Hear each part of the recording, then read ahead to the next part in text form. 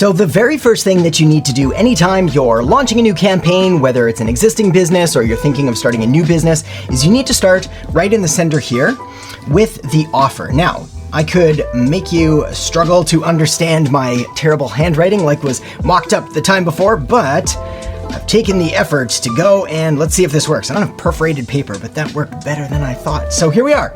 Step number one is the offer. Now, there's a bit of a debate in the marketing community about when it comes to starting a business, when it comes to growing an existing business, do you focus on the offer first or the target market? In other words, do you want to make something and then find people to sell it to, or do you want to find people that you can help and then make something to solve their problems? No one seems to agree on this, so I've got a solution. If you have a brand new business, you've never sold anything to anyone, you just have this idea in your mind, then typically you're better off thinking about the people that you seek to serve. Those are going to be people that you may have been one in the past, or that you resonate with, or that you're currently a member of the group. And the reason is because the better that you're able to understand your target market and their pains and problems and fears and frustrations and all the things we're going to talk about in just a minute, the better you're going to be able to position your product or your service or your offer as the solution to their pains and problems. On the flip side, if you already have an existing business, you've been in business for any length of time, then the odds are good that you already have a number of different products or services or things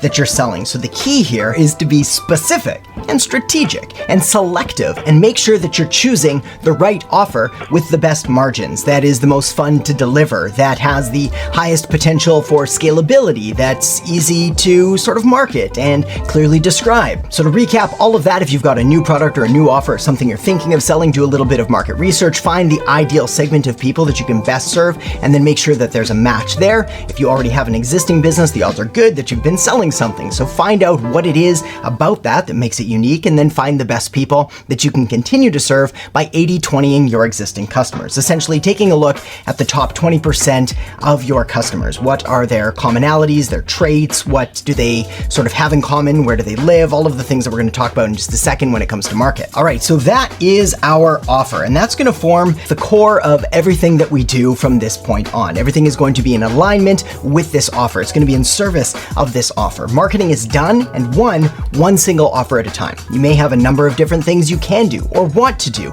but that doesn't mean you want to blast somebody with all of your different offers, because it's going to lead to overwhelm and to confusion and to this sort of paralysis by analysis, not knowing what to do or how to do it, and confused customers don't buy. So we start here.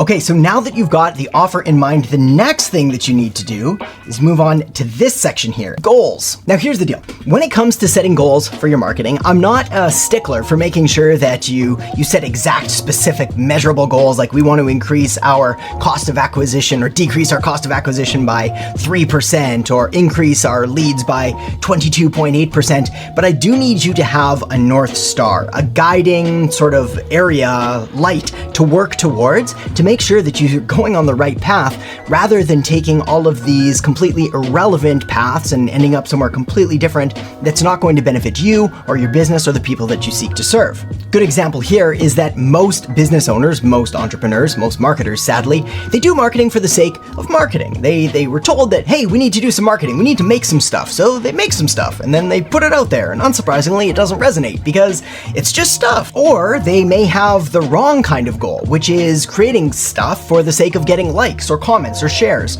rather than building a community and increasing engagement with the right kind of people that will lead to leads, that will lead to customers, that will lead to sales and revenue and actual business growth. Now, fortunately, when it comes to setting goals, the end goal is normally pretty simple. I mean, it's going to be an increase in sales or an increase in revenue.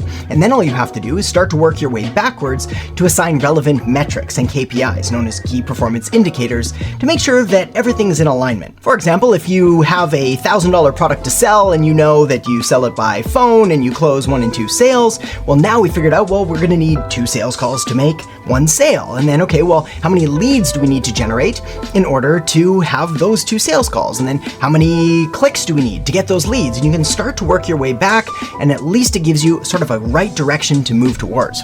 Okay,